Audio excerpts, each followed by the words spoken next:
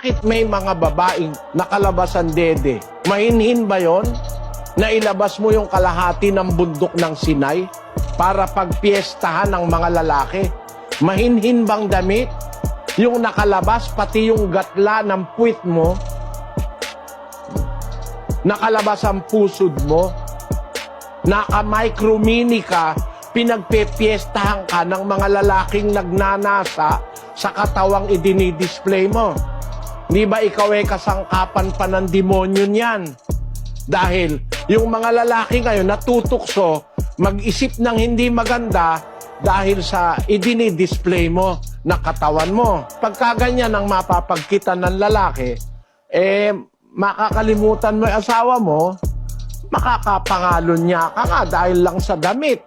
Ang katunayan, mayroon pong naging survey ng mga babaeng nire-rape. Ano po ang suot nila nung sila'y ma-rape?